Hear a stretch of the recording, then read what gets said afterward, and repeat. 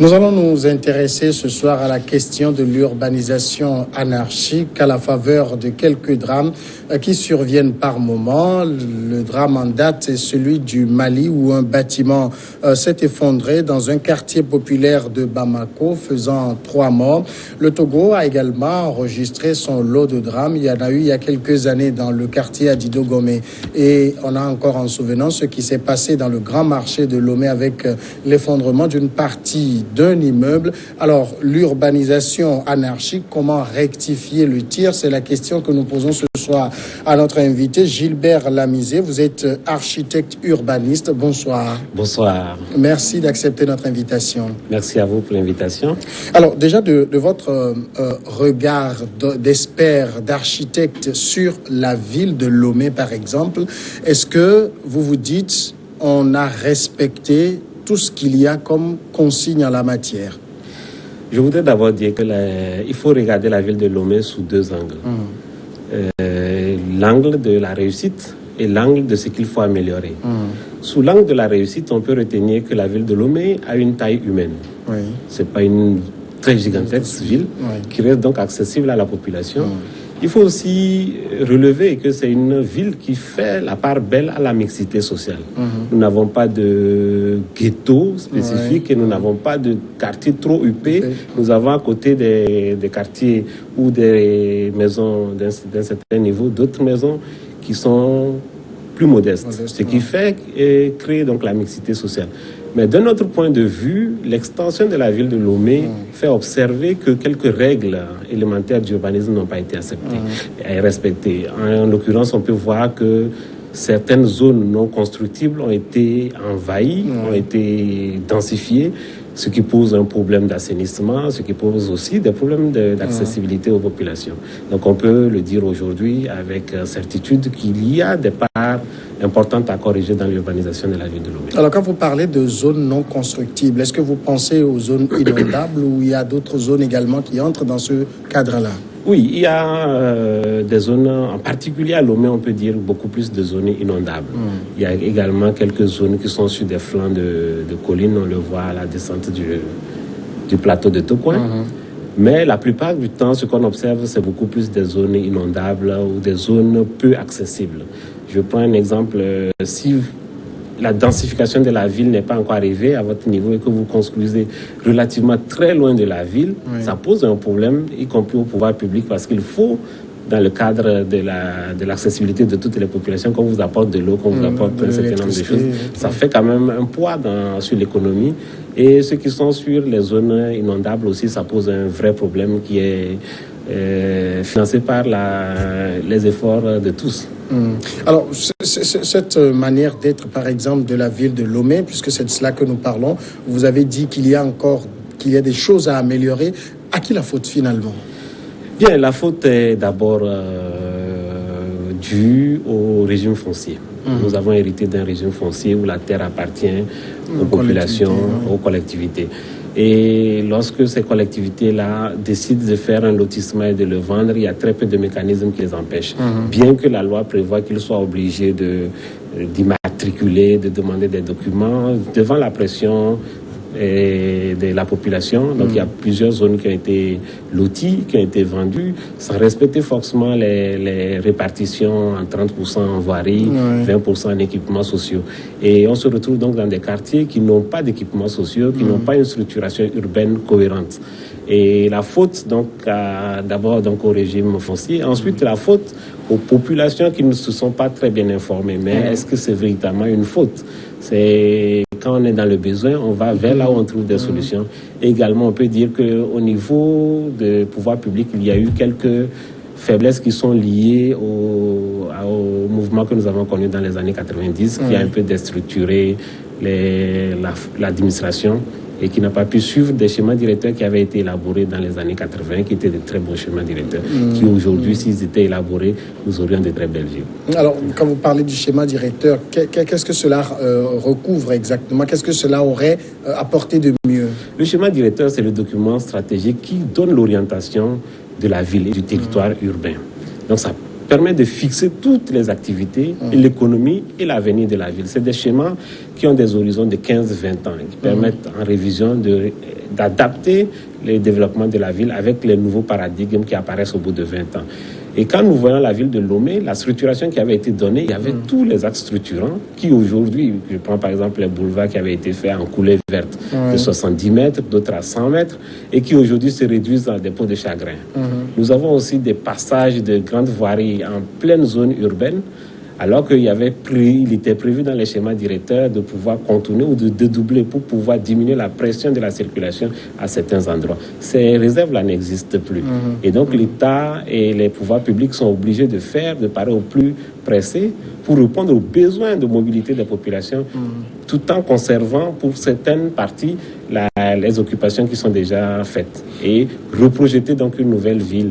Et je crois qu'il y a un schéma stratégique qui est en cours actuellement au niveau de la mairie, mais vu les nouvelles orientations administratives, il faut bien revoir tout ça dans le cadre, par exemple, en parlant de Lomé, du Grand Lomé, de la cohérence du Grand Lomé, de la cohérence des territoires administratifs. Alors justement, en matière d'urbanisation, c'est vrai qu'on est en train de parler de Lomé, la capitale, mais quand on regarde aussi un peu dans les autres villes à l'intérieur, c'est le même schéma que Lomé? Oui, presque toutes les villes. Disons que depuis quelques années, l'État fait des efforts pour élaborer les schémas directeurs de certaines villes. Je crois qu'il y a eu plusieurs décrets d'adoption de ces schémas directeurs. Il faut maintenant pouvoir les mettre en œuvre, avoir les financements pour pouvoir mettre en œuvre et amorcer le développement conformément au schéma directeur. Il faut également que toute la population et l'administration rentrent fondamentalement dans le nouveau code foncier, qui est un outil majeur de développement qui permettra d'avoir des territoires plus cohérents, des territoires qui fonctionnent et des territoires qui créent de la richesse. En réalité, c'est ça. Il faut avoir une population sur des territoires cohérents pour pouvoir créer de la richesse pour le bénéfice de la population.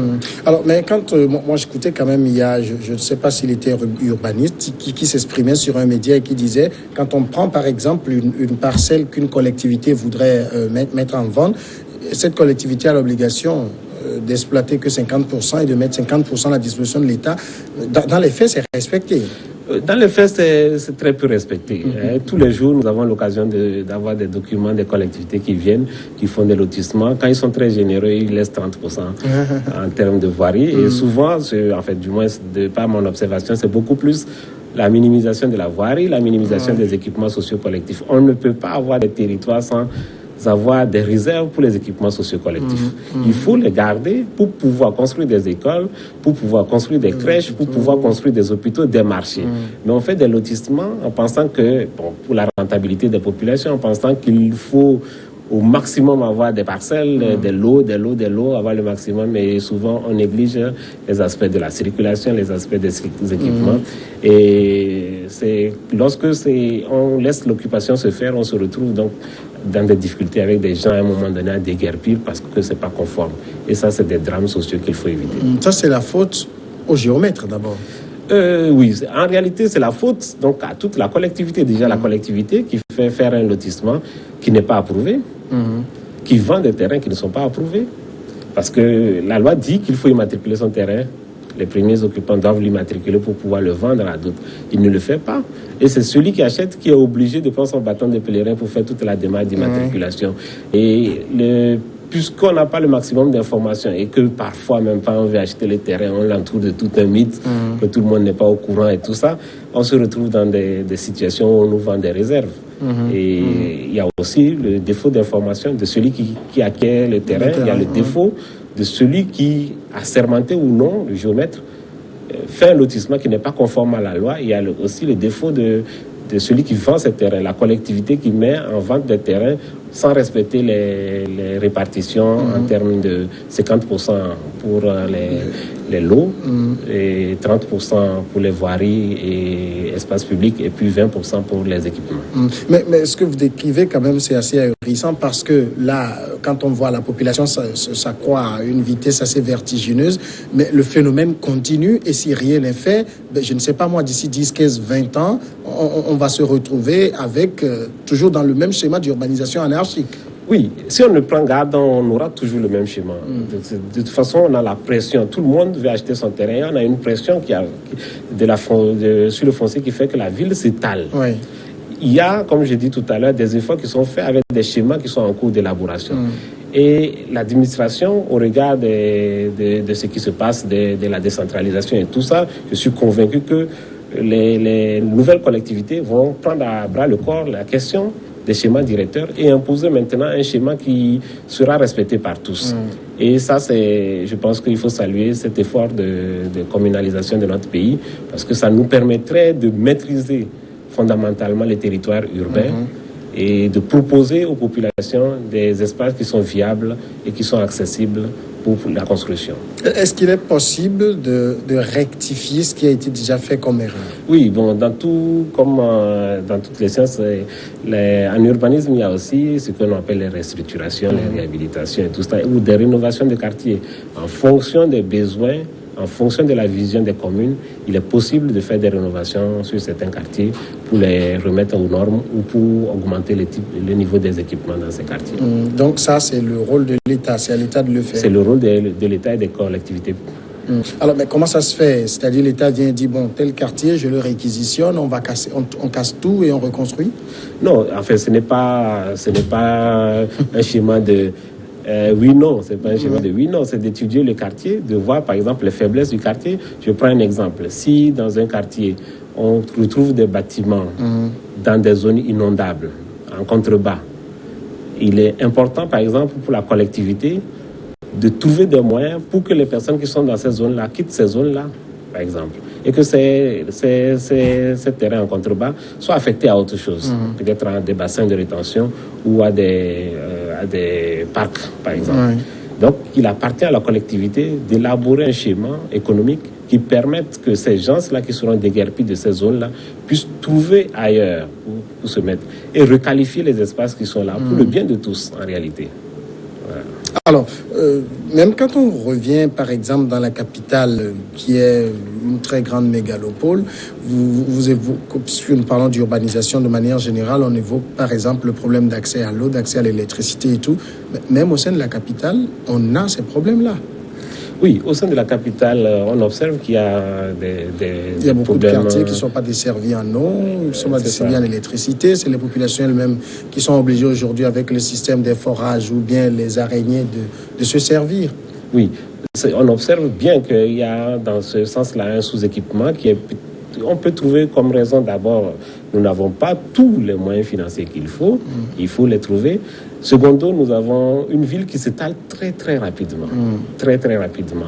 On pourrait me dire il appartenait à l'État de faire des lotissements et les offrir, mais c'est comme je dis, il y a des étapes. Aujourd'hui, on a un code foncier qui permettrait plus facilement à des opérateurs urbains de proposer des lotissements dans des secteurs où ils n'ont pas d'inquiétude sur le foncier. Parce que ça aussi, c'est un problème, c'est un grand frein.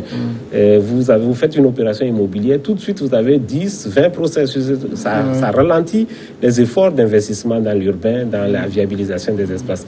Et progressivement, je crois qu'on l'a vu un peu sur certaines actions de la CET, on est en train de démanteler les araignées et remettre des réseaux. Je crois que c'est des efforts progressifs qui permettront d'avoir des quartiers beaucoup plus qualifiés. Et de la même façon, on a observé et on l'encourage que la TDE ou certains services font des opérations d'adduction à des prix très modiques pour pouvoir amener des populations à pouvoir s'abonner. Parce que parfois, il est arrivé, on a observé que parfois on a quand même le réseau qui passe dans la rue et que les gens n'avaient pas les moyens de s'abonner. Donc il fallait encourager ces éléments et continuer par faire des investissements pour étendre le réseau. Mais il y a quand même un tort de l'État en ce sens que quand vous parlez de la croissance de la population, c'est des choses qui s'anticipent de nos jours. On sait que dans 20 ans, on aura telle population dans telle zone. Oui, on sait que dans 20 ans, on aura telle population dans telle zone, mais lorsqu'on est en face d'un mécanisme, et comme je disais tout à l'heure, des terrains qui appartiennent aux populations, qui font des lotissements au mépris des lois. Quand je prends juste le territoire de la ville de Lomé, en réalité, avec la population que nous avons, nous n'avons pas besoin d'atteindre à Déticopé, en réalité. Vous voyez, mais on se retrouve au-delà d'Adéticopé. Il y a aussi que dans le territoire urbain, il y a beaucoup de terrains non mis en valeur. Il y a beaucoup de gens qui ont thésaurisé par des terrains. Il faudra trouver des mécanismes pour que ces terrains soient mis en valeur par des mécanismes fiscaux ou autres. Mais il faut trouver des mécanismes pour que nous ayons des possibilités de densifier les territoires urbains, parce que déjà à Lomé, sur les terrains de Lomé, on a déjà l'électricité, on a déjà l'eau, on a tout ça, alors que sur plusieurs autres zones, à des petits copés ou dans des confins reculés, on n'a pas d'eau qu'il faut amener. Et ça, c'est l'effort collectif, c'est les efforts collectifs de nos revenus qui font qu'on peut amener de l'eau assez loin. Alors que si on augmente la densité de la population, on aura une ville plus compacte et plus viable. Alors, je vais revenir maintenant sur un sujet également qui devrait vous intéresser, en tout cas votre volet architecte que vous êtes, parce que j'ai parlé en début d'émission de ces bâtiments et tout qui s'effondrent. Maintenant, quand vous observez les constructions, que ce soit à Lomé ou ailleurs, est-ce que ça respecte les normes fondamentales? Nous pensons, l'observation nous fait voir que très peu de constructions respectent les normes. Mais il est également prévu par la loi qu'il faut construire avec un permis de construire. Oui. C'est écrit dans la loi. Très peu le respectent. Alors, finalement, le permis, c'est pour tout le monde, tous ceux qui veulent entamer une construction. Dès que vous voulez entamer une construction, vous devez faire un permis. Je prends juste un exemple. En fait, la demande du permis, c'est pour tout le monde. Je m'explique. Lorsque vous faites une construction et que vous êtes sinistré, oui, il y a un problème. Est-ce que l'administration ne viendra pas parce que vous n'avez pas eu de permis? Donc tous, on est responsable de cela. Il faut que tous nous respectons les permis, qu'on construise avec les normes, parce que le fait de ne pas construire avec les normes coûte cher à toute la communauté. Et on observe aussi que beaucoup de gens croient que les permis sont chers. Je prends un exemple. Un permis, ça coûte 100 francs le mètre carré. Je prends le cas de Lomé. Il se peut que ça change en moins ou en plus, mais le cas de Lomé, c'est 100 francs. Prenons un exemple. 2 chambres salon. Oui. Ça fait autour de 60 mètres carrés. Oui. 60 mètres carrés multiplié par 100 francs. Vous avez 6 000. Ça fait 6 000. Donc vous avez nous apprendre quelque chose là. 2 chambres salon, quand vous voulez avoir un permis, à part les thèmes, vous payez juste 6 000 pour avoir un permis. Et donc, quand on dit c'est cher, je me demande, c'est peut-être un défaut d'information. Oui. À ce prix, je pense que la plupart des gens auront envie d'avoir leur permis de construire. Et il faut le dire, pour que les gens puissent faire la démarche pour pouvoir d'abord avoir la régularisation, parce que pendant le processus de régularisation, l'administration vous conseille sur ce qui ne va pas sur votre construction pour que vous puissiez l'améliorer. Oui. Et ensuite, vous pourriez avoir donc le permis de construire et le permis d'habiter. Mais là où peut-être les gens auront des difficultés, c'est que quelqu'un qui a sa petite parcelle quelque part et qui se dit, bon, je vais me mettre une petite piole, 2 chambres salon, une chambre salon, parce que je suis en difficulté, je vais y aller rapidement. Le processus de permis de construction, c'est que l'État pourrait être amené à se déplacer, à regarder le terrain. Est-ce que telle construction peut marcher avec tel type de terrain? Ça le ralentit, lui, dans son programme. Non, je crois qu'aujourd'hui, beaucoup de choses se sont améliorées à la faveur du doing business. Aujourd'hui, vous déposez un permis, au bout d'un mois au maximum, vous l'avez. Il faut le dire. Je crois que c'est un manque d'information. Au bout d'un mois, vous demandez un permis, vous l'avez. Au bout d'un mois, ça représente à peu près le temps où vous prenez pour faire les briques. Oui. Ouais? Donc, vous avez le temps de faire toutes les démarches, d'obtenir un document qui vous autorise à construire ou à défaut qui peut demander une amélioration de votre plan. C'est pour le bien de tous, je pense, fondamentalement. Mais il faut avoir l'information. Ça ne dure pas. Aujourd'hui, il y a aussi plusieurs autres mécanismes d'informatisation. Vous pouvez le poster en ligne. Vous pouvez suivre la démarche d'obtention du permis de construire en ligne et sans avoir tout le temps à aller voir avec l'administration. Et ils viendront faire la visite. Ils feront leurs observations sur votre document. C'est une richesse. Pour une fois, vous aurez des professionnels qui viendront voir votre bâtiment, même si c'est 2 chambres salon. L'administration se met à déplacer des gens qui viendront vous conseiller sur votre bâtiment. Alors maintenant, au-delà de ça, il me semble, et c'est ce que vous conseillez en tant qu'architecte, c'est que pour toute construction, il faut engager un architecte. Oui, la loi dit que pour toute construction, il faut avoir un permis de bâtir. Et on dit aussi qu'il faut avoir recours au service d'architecte. Oui.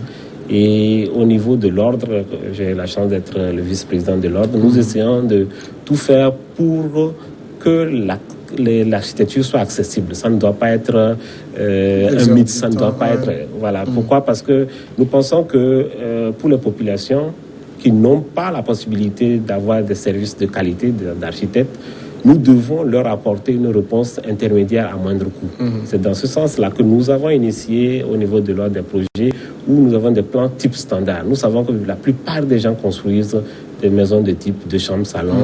Et donc, nous avons quelques règles en disant, quand vous voulez construire, pensez par exemple à demain, qu'est-ce que vous allez faire demain?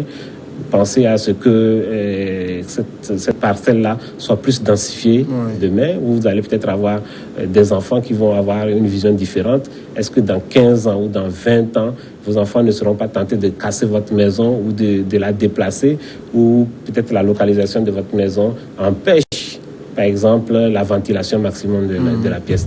Donc, ces services de conseil que nous faisons au cours des fêtes foraines, mais également au niveau du siège, permettent à un certain nombre d'archis de nécessiteux, des besoins. Quand je dis nécessiteux, ils ne sont pas nécessiteux, mais ils ont besoin de services d'architectes, de venir et d'avoir une consultation de qualité. Et tout cela a un coût? Oui, au niveau des consultations foraines, peut-être que c'est passé, vous ne l'avez pas su, mais les consultations foraines sont gratuites au niveau des prestations. Il faut bien savoir quelle est la prestation qui nécessite une facturation et la prestation qui est un conseil qui permet à quelqu'un qui a déjà entamer un processus de construction, d'améliorer ce process-là et d'avoir un permis de construire. Alors finalement, permis de construire, permis de bâtir, se faire assister d'un architecte, c'est le défaut de tout cela qui provoque, par exemple, ce que j'ai dit qui s'est passé au Mali avec l'effondrement de cet immeuble. On l'a vu également à Dido Gomé, j'en ai parlé. Oui, je crois que c'est fondamentalement ça, l'absence de règles élémentaires et puis de contrôle. Je crois que pour des bâtiments, par exemple, quand on prend un immeuble de rapport, il y a tout un processus. Il y a des géomètres qui interviennent, il y a des architectes, il y a également des ingénieurs qui interviennent. Et très souvent, on veut faire l'économie de tout ça sur la base d'une expérience antérieure chez quelqu'un. On se met à mettre des petits poteaux et on élève. Et on a tendance ici, pour faire rire un peu, les gens ont tendance, quand ils construisent, ils arrivent à la finition. Ils se rendent compte que la finition leur coûte très cher. En attendant d'avoir de l'argent pour faire la finition, ils continuent par monter. Alors qu'ils n'avaient pas prévu, par exemple, de faire R+2. Mais bon, ils disent, la finition, ça va me coûter 20 millions. Avec 10 millions, je fais un étage en attendant d'avoir de l'argent. Et ils continuent de monter et au mépris de toute règle. Et ça nous entraîne dans des accidents regrettables comme ceux que nous avons pu observer il y a quelques temps. Donc, et clairement, en termes de construction, il est clair qu'aujourd'hui, en capitale, hors capitale, il y a beaucoup de bâtiments qui ne sont pas aux normes. Oui, il y a beaucoup de bâtiments qui ne sont pas du tout aux normes, qui ne respectent pas les normes d'urbanisme. Nous avons la chance encore, et ça va évoluer, de ne pas avoir des règles trop strictes, par exemple, sur les coefficients d'occupation de sol. Vous avez une parcelle, vous pouvez construire autant que vous pouvez, sauf dans certaines zones où on a des limites de hauteur et tout. Et on observe que beaucoup de gens construisent de cette manière, parfois même sans que le besoin ne soit réel. C'est tout ça là qu'il faut mettre aux normes. La seconde chose, c'est qu'il faut aussi que la population fasse les efforts de s'informer et que les collectivités publiques fassent l'effort de donner l'information aux gens. Ensuite, les efforts qui doivent être faits dans le sens des schémas stratégiques de développement, en mettant l'accent sur les axes prioritaires d'occupation des terrains. Et enfin, que globalement, tous les praticiens des métiers de construire puissent porter à la population, chacun dans son domaine, des informations fiables pour que les populations puissent, lorsqu'elles ont besoin de faire une acquisition ou de construire, trouver l'information exacte au niveau du cadastre, au niveau du géomètre, au niveau de l'architecte, au niveau de l'urbaniste. Mais lorsqu'un bâtiment est déjà sorti de terre, que cela respecte ou non les normes, on ne peut plus améliorer.